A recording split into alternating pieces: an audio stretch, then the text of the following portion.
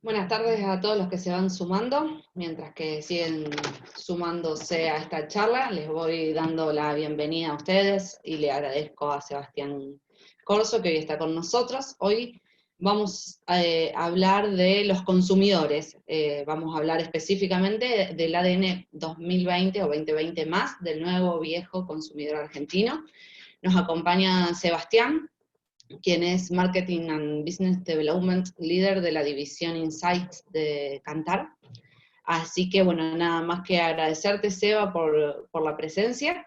Y como te dije, y le vuelvo a repetir a todos los presentes, vamos a tener la charla, y luego de la charla vamos a dar el lugar para preguntas, ya sea levantando la mano, a que abrimos el micrófono para que te puedan preguntar, digamos, uno a uno y que pueda haber un ida y vuelta, o pueden hacerlo por el chat o la sección de preguntas y respuestas. Así que saco la pantalla compartida, Seba, y me voy del audio y video y estamos acá, estoy acá para lo que necesites. Tenés que habilitar el micrófono, Seba. Ahí está. Bien. Perfecto. Ahora sí. Gracias. Hola a todos, buenas tardes. Voy a ir compartiendo la pantalla, sigamos viendo la presentación. Ahí estamos. Bueno, buenas tardes para todos. Gracias a Punto Biz por el espacio para poder compartir este compendio de estudios que hicimos en Kantar. Kantar es una compañía global de investigación de mercado e insights del consumidor con presencia en más de 50 países. Desde que inició la pandemia, ya lejos en China, en enero, febrero, venimos viendo cuáles son los cambios que están impactando en el día a día de las personas, cómo afectan sus decisiones como consumidores. Cuando el tema cobró más relevancia en Argentina, ya a partir del mes de marzo empezamos a hacer diferentes mediciones mensuales y compararnos con lo que pasaba en otros países. Y ya, si bien todavía no sabemos si llegamos al pico o no en Argentina, sabemos que en otros mercados ese pico se superó hace tiempo y podemos empezar a prever qué es lo que va a pasar cuando nosotros estemos en esa instancia a partir de lo que vemos en otras geografías. Lo que sí hacemos, y por ahí la explicación del título de por qué hablamos de un nuevo viejo consumidor argentino, porque el consumidor argentino ya venía con una gimnasia frente a las crisis, frente a las restricciones presupuestarias, ya venía muy acostumbrado a la búsqueda de promociones, a la búsqueda de la conveniencia, y eso no lo va a abandonar, no lo va a perder. Lo que sí vamos a ver es que eso se va a acentuar y a su vez le vamos a sumar cosas o ingredientes, elementos nuevos. Por eso vamos a hablar de un nuevo viejo consumidor. Es un consumidor que venía con la mochila cargada y a la carga que traía en la mochila le agrega nuevas cosas. Lo que estuvimos viendo durante la cuarentena, y este no es un análisis de la cuarentena en sí, sino de lo que podría venir después de esa cuarentena, pero lo que vimos en estos últimos 4 meses y medio es una montaña rusa de emociones. Pasamos de la incertidumbre al optimismo, al aburrimiento, a la angustia, al desánimo, la tristeza, la alegría. Hicimos un montón de cosas que pensábamos que no íbamos a hacer. Convertimos nuestra casa en un gimnasio, en un aula, en una oficina. Tuvimos mucho tiempo para pensar, tuvimos mucho tiempo libre. A su vez estuvimos muy ocupados con pasatiempos y aburridos. Y empieza como esta tensión. Por un lado, querer volver a la vida que teníamos antes del 20 de marzo, cuando decretaron la cuarentena, pero también lo que empezamos a ver es que hay una oportunidad de hacer cosas diferentes de acá en adelante. Entonces, el planteo que nos hacemos es, ¿qué va a quedar de todos estos nuevos hábitos? ¿Qué va a quedar como hábito ya instalado y qué otras cosas que hicimos durante la cuarentena van a pasar a ser un recuerdo de la cuarentena y nada más? Es un poco la pregunta que nos hacemos y lo empezamos a tratar de dilucidar con este análisis. Lo vamos a ir respondiendo a través de 10 claves o 10 ítems que, si bien están acompañados por datos de Total Argentina, de encuestas de 1000 casos en la mayoría de las ocasiones de consumidores argentinos, hombres y mujeres mayores de 18 años de todo el país, son tendencias en cuanto a lo conceptual que también vamos a estar viendo en otros mercados y en algunos casos vamos a traer a colación lo que pasa en otros mercados. Así que vamos a ir repasando las 10 claves, que es un número arbitrario, 10, pero en sí son tendencias que están interactuando, que se relacionan entre sí que se retroalimentan de diferentes formas. La primera clave tiene que ver un poco con la naturaleza y con la profundidad de los cambios. La mayoría de la gente piensa que la vida post-pandemia va a ser diferente, pero solo un 17% piensa que el cambio va a ser un cambio muy drástico o completo. Un segundito que puedo cambiar esto. Ahí está. Solo un 17% piensa que va a haber un cambio muy drástico. Por el otro extremo, solo un 11% piensa que nada va a cambiar, que todo va a seguir siendo igual. Y en el medio está la mayoría, de más de un 70% de la gente, casi 75%, que dice que va a haber cambios, bastantes o pocos, pero algunos cambios va a haber. Ahora, cuando vamos a ver la naturaleza de esos cambios, más allá de su profundidad, nos sorprende bastante ver que la gente tiene una mirada positiva sobre lo que se viene. Un 37% de la gente piensa que los cambios para su vida personal van a ser positivos, un 55% piensa que no van a ser ni positivos ni negativos, solo un 8% ve solo cambios negativos.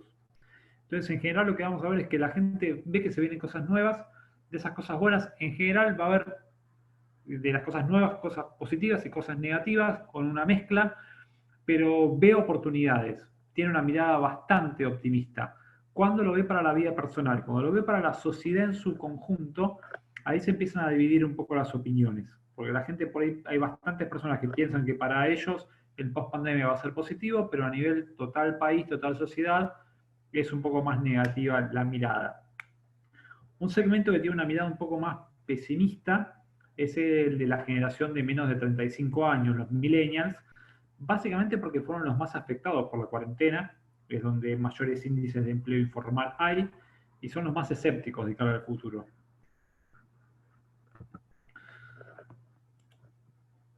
Ahí vamos.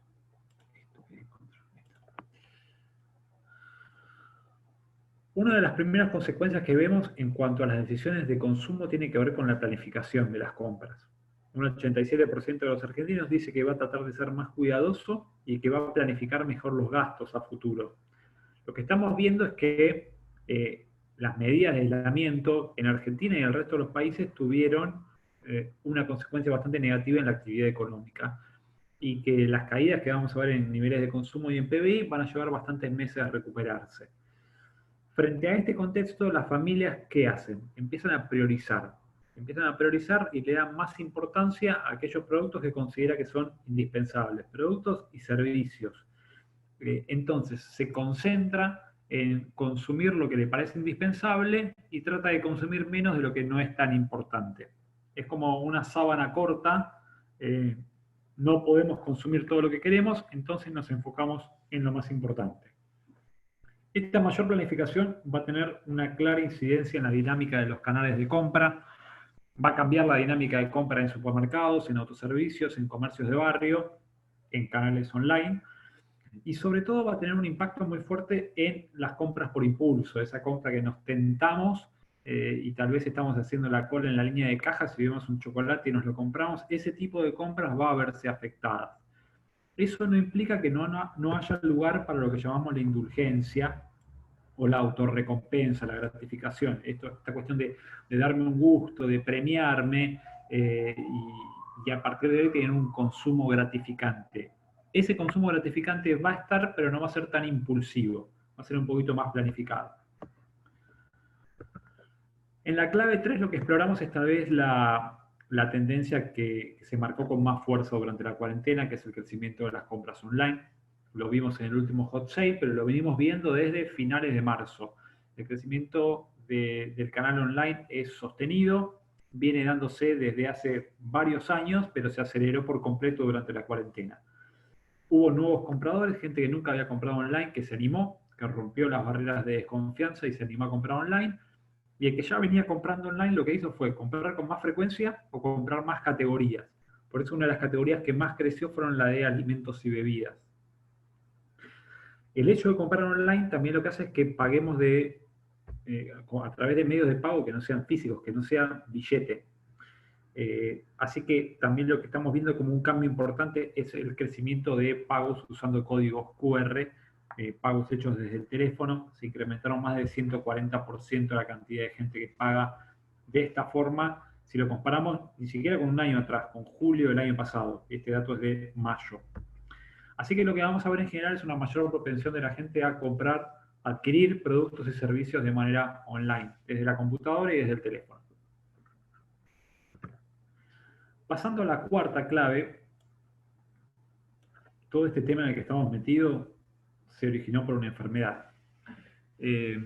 Una enfermedad desconocida que empieza a disparar todas las alertas y algo que dábamos por sentado como es la salud, ahora está en duda, está en riesgo. Entonces empezamos a valorarlo más. Este concepto de salud no es solo protegernos de la enfermedad, sino estar mejor desde lo físico y desde lo emocional. Entonces es un desafío a partir de ahora mantener un buen estado de salud. Los consumidores piensan que en gran medida estar bien de salud depende de lo que ellos hagan. Por lo tanto, empiezan a tomar acciones, empiezan a hacer cosas concretas, desde clases de yoga, de meditación, volviendo a lo que es la compra online, uno de los ítems más demandados en Mercado Libre fueron colchonetas para hacer gimnasia, mancuernas, bicicletas fijas.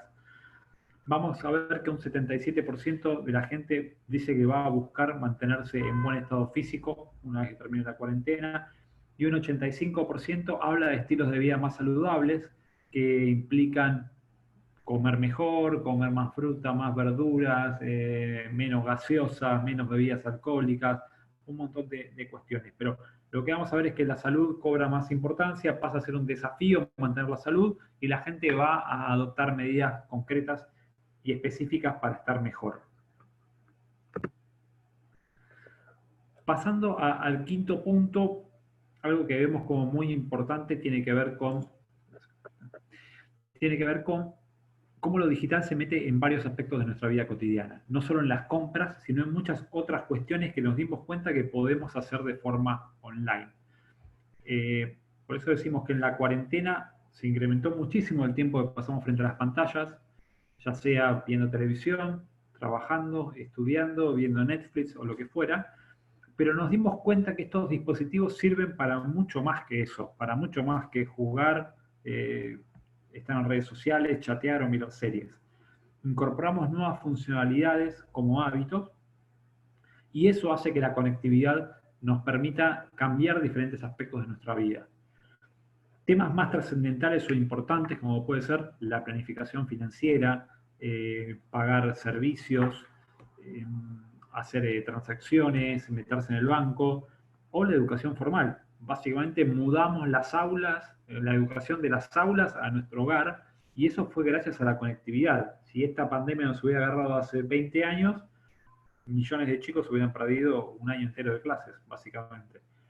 Así que nos dimos cuenta de lo importante que es estar conectados, porque nos permite trabajar, nos permite estudiar, y también nos permite hacer cosas más livianitas, ¿no? Como aprender nuevas recetas, jugar online, tener diferentes aplicaciones de delivery.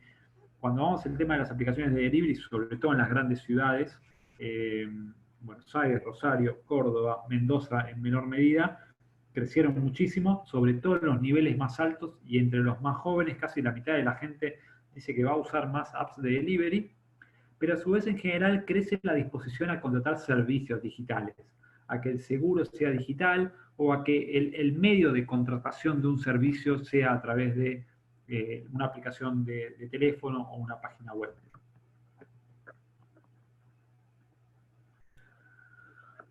Pasando a la sexta clave, tiene que ver con una tendencia que vemos en muchísimos países. Si bien la pandemia es un problema global, en general los países están adoptando soluciones locales para enfrentarlo.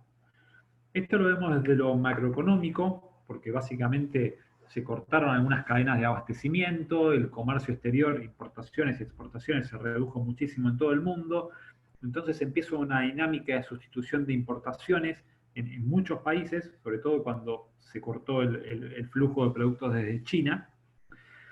Eso por un lado es lo más macroeconómico, pero después de lo más micro hay una mayor conciencia de la importancia de la cercanía y de ayudar a la comunidad más cercana. Entonces vamos a ver que en Argentina y en otros países como China y España, Italia, pero en general países europeos también, la gente está prestando más atención al origen de los productos, específicamente alimentos y bebidas. Y lo que decimos es que ponen el foco en la trazabilidad. ¿Qué es esto? Es tener claramente identificado de dónde sale el producto, cuál fue su origen, cómo se hizo, cómo se fabricó, cómo se envasó y finalmente cómo es que llega hasta nuestro hogar.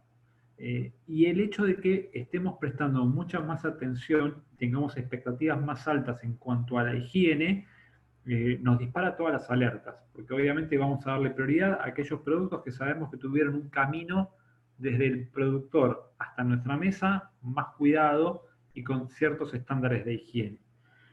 Esto básicamente se da en alimentos y bebidas, pero se da también en muchas otras categorías. Una cierta priorización o una vuelta, en nuestro caso, en el caso de los argentinos, al compre nacional.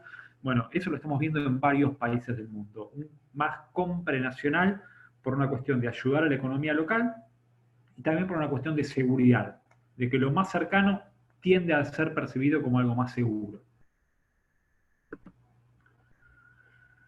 La séptima clave tiene poco relación con la anterior, en términos de que se redefine el concepto de cercanía y proximidad.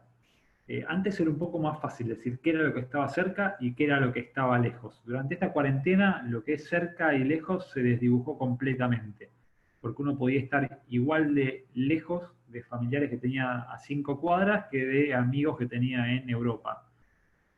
Lo único que la distancia física perdió un poco de significado y lo que siempre decíamos que nos alejaba de las personas, que era la tecnología, ahora nos ayuda a acercar a aquellos que tenemos lejos. Entonces, ese es un primer cambio fundamental en nuestra relación con la tecnología y nuestra relación con la noción y el concepto de cercanía. Por otra parte, hubo una revolución dentro de lo que es el hogar. El hogar se transformó en nuestro búnker. Se transformó como en algo súper positivo que nos protege de lo malo que está afuera, lo malo es la enfermedad que está afuera. Si nos quedamos en casa estamos bien. Pero más allá de ser un búnker que nos protege, el hogar se transformó en un espacio de desarrollo personal. Y tiene relación con lo que hablábamos un par de minutos atrás de que en el hogar no solo estoy protegido, sino que puedo trabajar, puedo hacer ejercicio, puedo estudiar, los chicos pueden estudiar.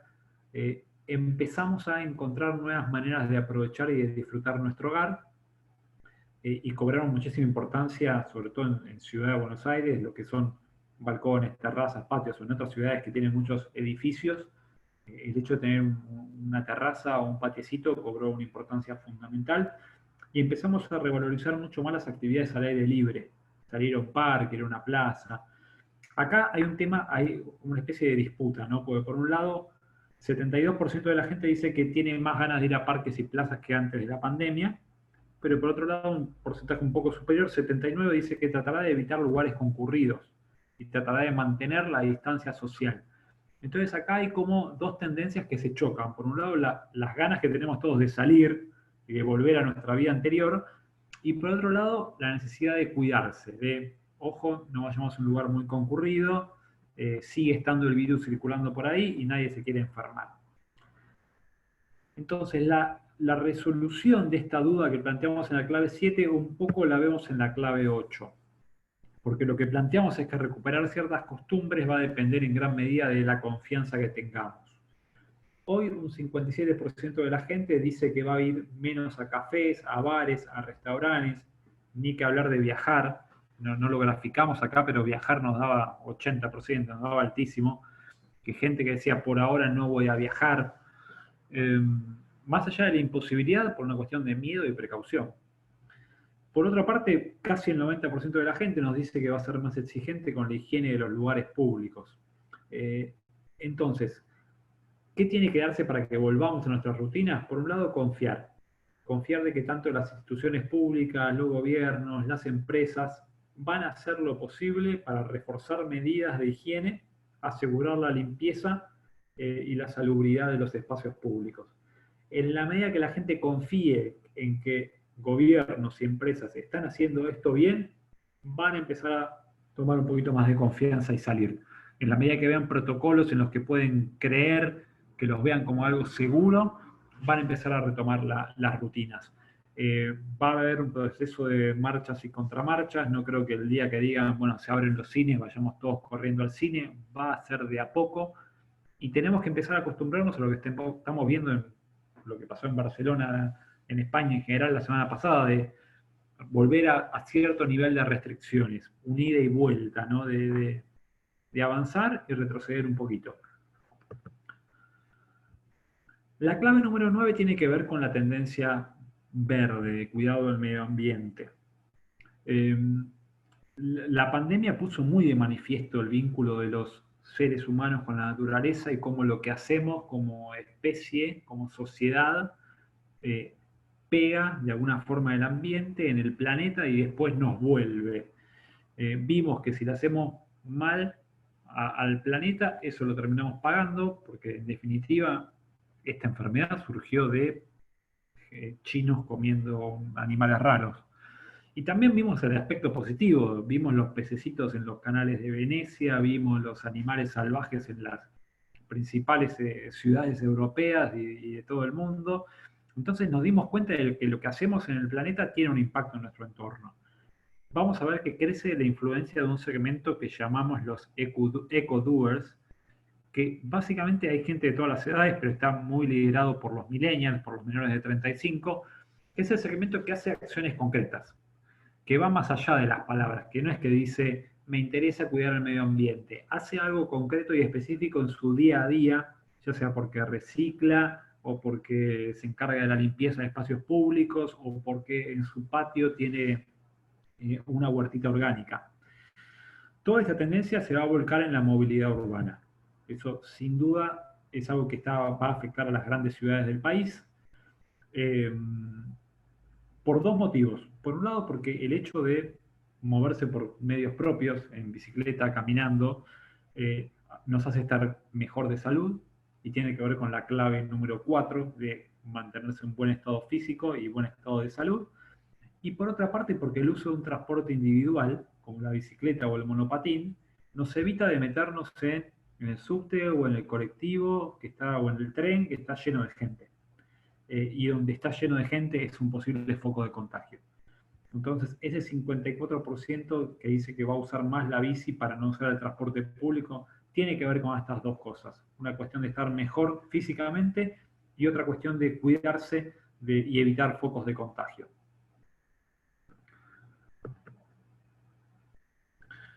Y la última clave tiene que ver con las experiencias. Este coronavirus y esta pandemia nos agarra en pleno apogeo de lo que llamamos la era de la experiencia, con personas que buscan despertar sus sentidos y sus emociones a través de vivir cosas. Es una cuestión de acumular momentos y no acumular bienes materiales. Pero por otra parte, lo que estamos viendo ahora es que va a haber un periodo de crecimiento de lo que llamamos las experiencias transformadoras, experiencias que nos dejan algo, que nos suman algo particular y que son trascendentes. No es ir a un recital, pasarla bien y listo, sino es tener una experiencia que nos va a dejar algo que sea perdurable en el tiempo. Entonces acá, de vuelta, vamos a los extremos. Puede ser una cosa chiquitita como ordenar los cajones del armario según el estilo de Marie Kondo, hasta algo que nos puede servir mucho en la vida, incluso laboral, como aprender un idioma de forma online. Así que, ¿qué es lo que vamos a hacer? Un poco como respuesta a la pregunta del inicio, ¿cuáles son los hábitos de la cuarentena que vamos a mantener? Vamos a tender a mantener aquellas cosas que nos hacen bien y que nos sirven. Entonces, este boom de búsquedas en Google, en YouTube, de cursos, de tutoriales, de cómo hacer para arreglar tal cosa en la casa, todo eso se va a mantener. Eso que nos dimos cuenta que podíamos hacer y que no era tan difícil, lo vamos a seguir haciendo. Otro boom fue el tema de la cocina. Los argentinos estamos cocinando mucho más que antes, estamos descubriendo nuevos ingredientes, estamos descubriendo lo divertido y lo sano que puede ser cocinar, y es algo que vamos a mantener en el futuro una vez que esta cuarentena pase. Así que a modo de cierre de esto, este análisis lo pensamos básicamente para clientes de Kantar, que son grandes compañías de diferentes industrias, de consumo masivo, de alimentos, de bebidas, bancos, empresas de servicios, de telecomunicaciones. Y lo que pensamos es que todos los modelos de negocios hay que volver a pensarlos casi desde cero, porque todos se vieron afectados. Desde el que tiene un restaurante hasta el que tiene una compañía de telefonía celular, va a tener que repensar cómo le llega a su usuario, a su consumidor.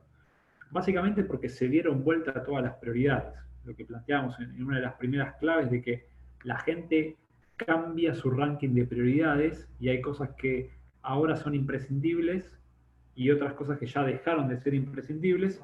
La clave de todas las compañías es mantenerse relevantes, es entender qué cambió en su consumidor para seguir siendo relevantes para ese consumidor. Además cambió la forma en la cual nos tenemos que comunicar con el consumidor. El consumidor se dio cuenta de que puede hacer muchas más cosas online y hay varias cosas de la comunicación de las marcas que va a tener que pasar a medios digitales. Sobre todo porque digital se empezó a meter en varios puntos a lo largo del proceso de decisión de compra. No solo compramos más online, sino que a lo largo del proceso de compra, tal vez terminamos comprando en una tienda física, pero la averiguación la hicimos en un blog, en Mercado Libre o en otro lado, pero siempre desde lo digital.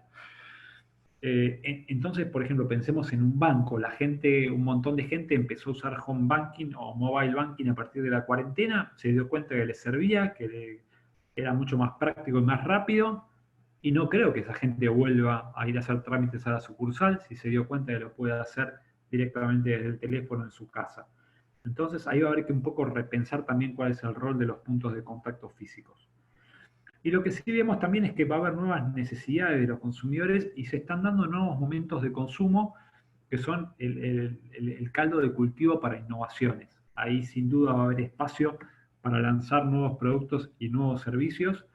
Vemos que tal vez muchas compañías tuvieron un proceso o un periodo de parálisis para ver dónde estaban paradas, sobre todo porque tuvieron que enfrentar una situación sin precedentes, pero creemos que las que accionen más rápido y sean más ágiles para identificar cuáles son las nuevas necesidades y lanzar productos nuevos, les debería ir bien en el futuro. Y como cierre les quería dejar 3 conceptos que todas las marcas y compañías tienen que tener presentes cuando tomen decisiones en relación a los consumidores. Lo que llamamos Always On Empathy es ser empáticos en todo momento, porque hay que entender la montaña rusa de emociones del consumidor, un sube y baja constante. Hoy nos abren y nos dicen que vuelve el fútbol y estamos contentos, mañana vuelven para atrás y estamos todos tristes, y esto va a ser así, va a ser un ida y vuelta y hay que comprender al consumidor en esos estados de ánimo tan cambiantes. Por otra parte, la conveniencia y la protección van a ser claves en todas las categorías, sobre todo en un periodo de dificultades económicas. Argentina ya venía mal en términos de consumo y la pandemia complicó más las cosas todavía. Así que la conveniencia va a ser fundamental. Sepamos que conveniencia no es necesariamente solo precios bajos. La gente busca precios bajos, pero también busca calidad, busca productos que le rindan, productos que le den una respuesta y ahora productos que los protejan. Así que para ser relevantes en tiempos de incertidumbre, conveniencia y protección son claves. Y después el tema de propósito. Las compañías no solo tienen que estar driveadas o ser motorizadas por un propósito, sino que los consumidores están pidiendo que hagan cosas concretas. Que esas cosas que dicen las lleven a la práctica con algo puntual. El consumidor va a premiar a aquellas compañías que no solo dicen que lo ayudan, sino que lo ayudan concretamente con algo específico y puntual. Así que son como 3 conceptos que me parece que cruzan en muchas categorías y que todas las marcas deberían tener presentes. Muchas gracias. Estamos bien de tiempo. Planteamos hacerlo en más o menos media hora y después tener un espacio de preguntas. Así que, ¿les parece? Dejo de compartir. Ahí está. Gracias, Eva. Ya ahí les puse en el chat a todos, esperamos las preguntas o levantando la mano, con la opción levantando la mano, o en el chat, o en la sección de preguntas y respuestas. Mientras tanto, te hago una pregunta, de todas estas características del nuevo consumidor, de las que cambiaron, ¿cuál te parece que es, digamos, la que más va a afectar a las empresas, o la más importante, por ponerle una palabra, y que va a perdurar, digamos, post-COVID. Sí, yo creo que todas en sí están un poco relacionadas entre sí y en gran medida eran tendencias que ya venían dándose y se aceleraron. La más palpable en el corto plazo es el tema del comercio electrónico. Eso está afectando radicalmente a las compañías y está marcando una diferencia entre las compañías que ya venían preparadas y las que no. Eh, entonces es como por ahí el imperativo más de corto plazo, el tema del comercio electrónico. Pero después me parece que la más perdurable va a tener que ver con el tema de, de cuidado de salud en un sentido más holístico. Y esto incluye a empresas de salud, a empresas alimenticias, a empresas de servicios, porque al cruzar a muchas industrias me parece que se convierte en una macro tendencia. Que la gente, siempre digo que la gente como persona tendemos a valorar las cosas cuando estamos por perderlas. Y eso nos pasó con la salud. Ahora que nos dimos cuenta de que podemos perder la salud, lo empezamos a valorar de una forma distinta. Entonces, todo aquello que nos dé una idea, una percepción de que vamos a estar mejor y más protegidos, lo vamos a valorar más. ¿Cómo ves la reacción de las empresas respecto de lo que decís de comercio electrónico? Me pasa personalmente, ¿no? Que por ahí me gustó bastante esto del home office y intento resolver todo a través de la compu y veo que falta bastante, que muchas empresas ni un número, ni un contacto, ni hablar, bueno, de lo que es una venta online, ¿no? Pero ni siquiera a Sí, veces contacto directo con la gente. sí, total. Yo creo que se marcó mucho la diferencia, te decía, entre las que venían preparadas y las que no, y las que actuaron más rápido versus las que no. En general, la mayoría de las compañías, la primera reacción fue de parálisis, de ¿qué nos pasó? Nos pasó un camión por arriba, no entendemos nada. Un poco la primera reacción. En las mediciones que hicimos con los consumidores, hubo buenas opiniones en las primeras semanas para aerolíneas, sobre todo como fue toda la época de la repatriación de los turistas que habían quedado afuera y demás. Y después otra compañía que ponderaba mucho por cómo había reaccionado fue Mercado Libre, que se apuró en cambiar el logo y demás. Y bueno, tuvo un impacto muy importante en todo el crecimiento del comercio electrónico, todas las apps de delivery también. Ahí tuvieron como una contraparte porque también a veces la experiencia no fue tan positiva como venía siendo hasta ahora, entonces hubo por ahí demoras en las entregas y demás. Eh, pero cuando hablamos de digitalizar o la revolución o transformación digital, va mucho más allá de vender online, de tener tu propio marketplace, va a cómo desarrollar todo una dinámica de gestionar los puntos de contacto. No es cuestión de decir, ahora justamente hay un banco al aire que habla de que somos humanos, no somos robots, como diciendo, bueno, te atiende un ser humano, no te atiende un robot. Y por ahí hay gente que le gusta más que lo atiende un chatbot. Lo que tienen que tener las compañías es todo el abanico de posibilidades de contacto, desde una persona que te atienda hasta un chatbot, y que si vos elegís que te atienda un chatbot, te atienda bien, y si elegís que te atienda una persona, te atienda bien. No es que es persona versus chatbot, digital versus físico, es trabajar bien en el físico, trabajar bien en lo digital, eh, y el costado humano sí tiene que estar en todas las relaciones, eso sin duda. Bien, te empiezo a pasar algunas preguntas de la gente. Dale. Diana Gómez te pregunta, consulta si estas características que mencionas también representan a los estratos sociales bajos, por decirlo de alguna manera, a todos los estratos. Sí, lo que vimos, si había alguna diferencia por niveles socioeconómicos o algún demográfico, los marcamos ahí. Las principales diferencias están dadas por edad. No había grandes diferencias entre interior y Buenos Aires. La diferencia entre nivel alto y nivel bajo es la posibilidad específica de después ir y hacer algo. Pero la propensión previa es común a todos. Por ahí donde más se ve es en el tema de sustentabilidad. Cuando le preguntas a la gente, la mayoría dice que está dispuesto a hacer un esfuerzo por comprar marcas y servicios que dejen una huella positiva en el medio ambiente. Ahora, después cuando vas al momento de la compra y tal vez ves que hay un diferencial de precio a favor de esa marca que hace algo por el medio ambiente, te quedas con la otra. Pero a nivel de lo conceptual y de la predisposición es bastante homogéneo en toda la pirámide. Está muy bien.